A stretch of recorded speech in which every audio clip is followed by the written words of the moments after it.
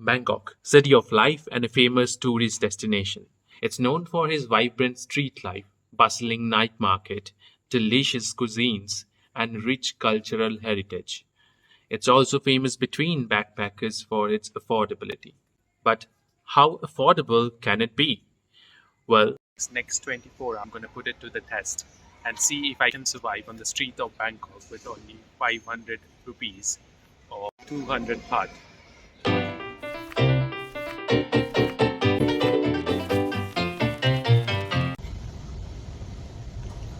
There are three major expenses when you're traveling abroad. One being food, second being transportation, and the last, the most expensive one is accommodation. Near Dong Muang Airport, and my plan is to go Bangzhou, and from there I would be taking a bus to go somewhere around here, which means it's going to be my first expenses for the day.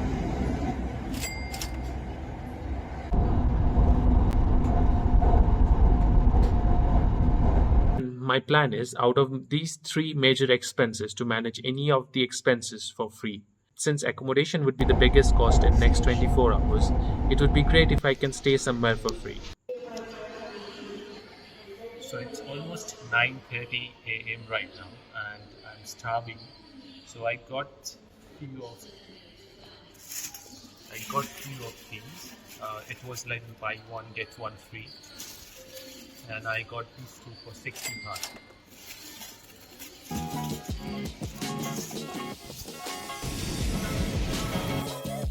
I took a bus from Bangzhou to reach the city center, which cost only 10 baht. We just came to the city center. It's the park near Ashok. So now gonna get changed.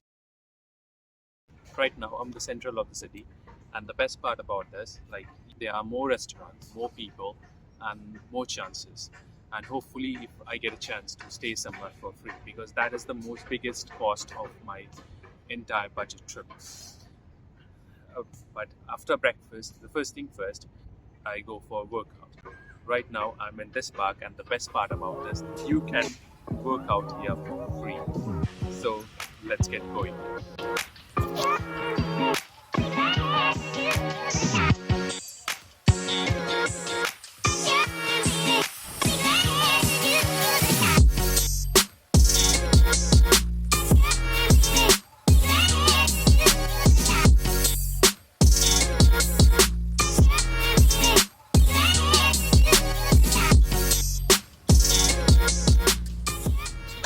Done with workout, and the second thing is now food.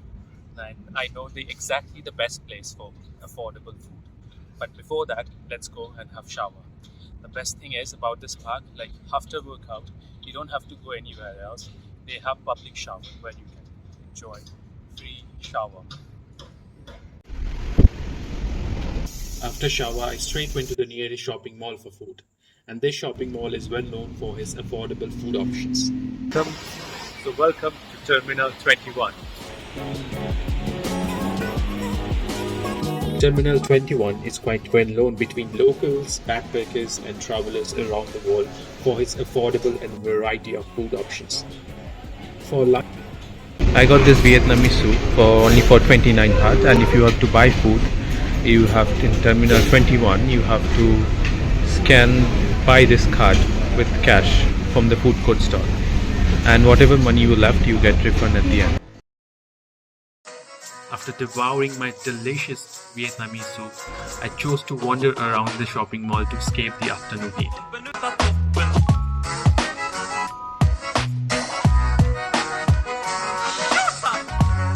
So I came here to meet Chinchan.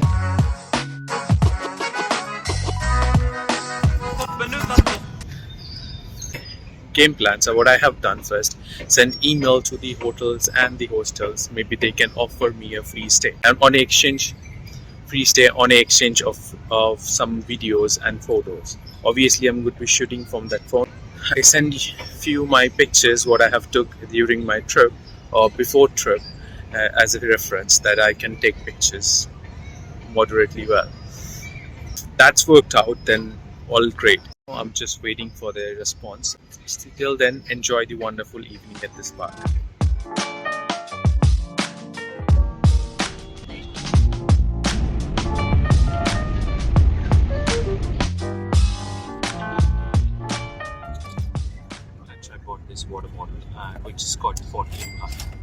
And in this park, you can refill your water bottle for free, as much you want.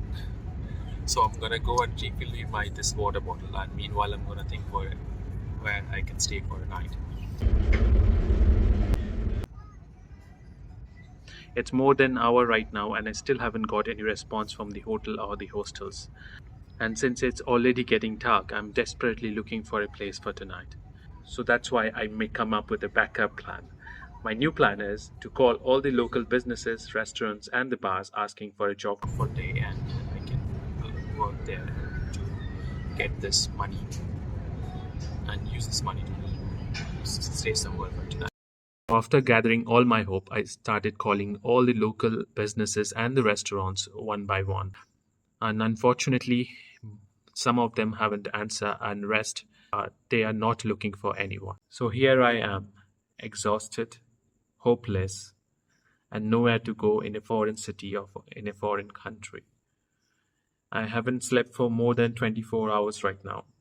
When all the hope seems lost, I suddenly remember that I still have a couchsurfing account, and I only have 6 interactions left.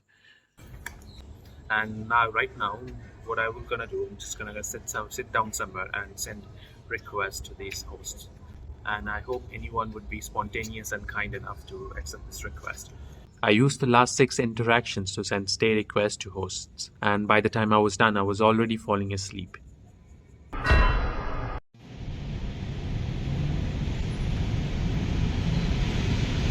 Walking all the way, I just came to near front of Lumbini Park. Unfortunately, the park about to close, and I still haven't found any host for today. And I'm still waiting for this. Let's hope for best. Oh, looks like I have to sleep in the street. There's a good news and there's a bad news. So first thing is the good news. The good news is when I was traveling from Kolkata to Thailand or Bangkok, there was one guy who was traveling along with me in the same flight, and apparently he was a Thai citizen and he was coming from Kolkata to Bangkok. He's a YouTuber, so we exchanged a few words. I found his account in Couchsurfing, and which is surprisingly, he is ready to accept a guest in his profile says. So I sent him a text stating that this is my situation, and he was spontaneous and kind enough to host me for a night. So the bad news is it's a little bit far away from here. So right now I am near Lumbini Park. I have to go all the way, crossing in Ekamai and somewhere near on Nuts. And he said like there is a shopping mall called Lotus where I can get affordable food. Believe that I have somewhere to stay tonight, and thankfully he accepted my request, else it would have been a disaster, or might have to sleep in the street. So I'm quite happy to see that I can go somewhere else. I'm really looking forward to have shower and sleep in a bed. On my way, I stop in a couple of places, also in the famous Cowboy Street, just to check what's the fuss all about. In between, I also stop in a local food court for a quick dinner. But looks good. Tastes really good.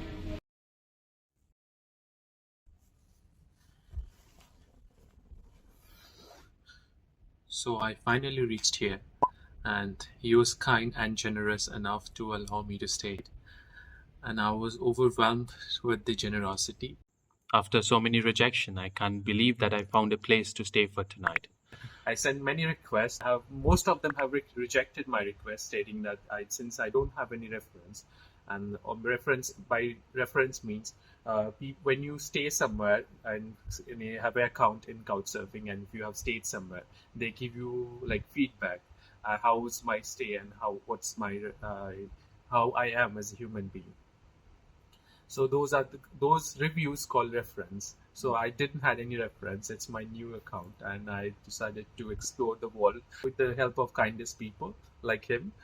And so I decided to send a request, and he accepted the request. So my first question is, what's made you accept this request? I think because I have been using couch surfing for a long time, and I have been hosting like people like many times already, and I learned that like it's not about references. Like some people they have so many references, yet when you hosted them, like you don't click with them, or they have like some bad habits that you don't like also.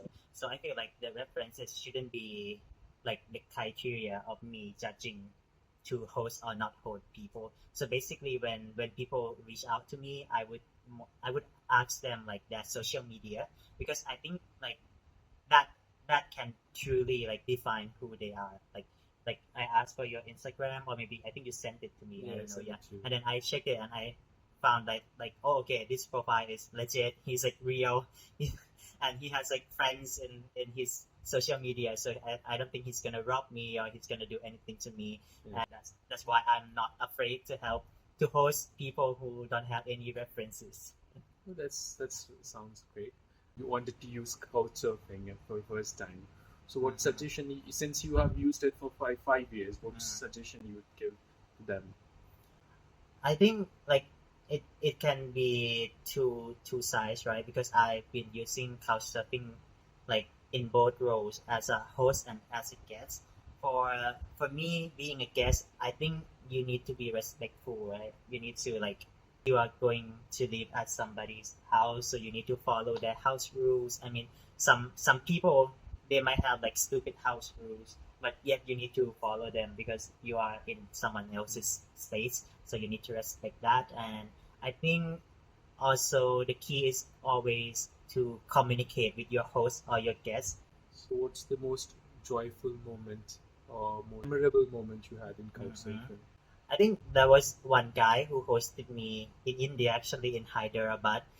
He actually promised to host me, but when I reached out to the place that he sent me the location, it turns out to be a hotel, and he was not even there. But he said that he already registered my name with the hotel and paid everything, and I was like, what's that? Like, I didn't expect this. Like at first, I thought that he would like welcome me to his home, but then when I reached there and it's a hotel. But yeah, so I asked him like, why would you pay for me? We didn't even meet, and he doesn't even know me, you know. And then he replied that he just like want to help people, but his home is not available as he has so many like members in his family, like his children, his grandchildren, his grandmother also. Like it's a big family, so he said he couldn't host, but he has the hospitality to do so. So he just paid for my hotel. That's great. That's questions, and I want you to be honest with this. So I always had bad habits, and my mom complains about all the time. So is there anything that you would like to give me as a feedback? I don't think so, because for me as a host, the things that I can complain is that okay, you make the room dirty, which you are not, then I cannot complain you about that. Then you don't tell me when you're coming back, but you always tell me like whenever you want to come and go. And so basically, I feel like it is like just minor things. Like I mean, people are different, right? So maybe sometimes you do things that is not my way, or sometimes I do things that is not your way. But like I cannot judge you on that, but I can judge you based on what you did wrong to the house or to me, like as a host. But like right now as a guest, I think you did well. Like you didn't make me feel uncomfortable. That's probably gonna make my mom proud. Because I feel like as if I want to say that my guest did something wrong, it would be like they break the house rules. Like in my building, you shouldn't smoke. Like if you smoke, yeah, that would be wrong things, right? Or you like let's say if you eat something and you don't wash up after yourself or something like that, yeah, that would be the things that I could criticize about. But if it's your personal like flaws, then I cannot judge you for that. That's a wise statement. But thank you for hosting me. It's mean a lot to me.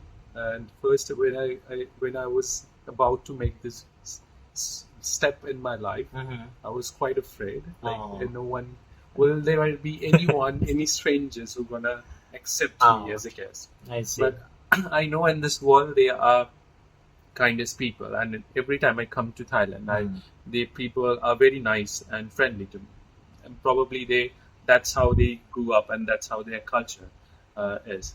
But I always feel welcome, Mhm. and I knew that there would be someone who at least were gonna welcome me, and I'm glad this to happen to be with you. That Oh.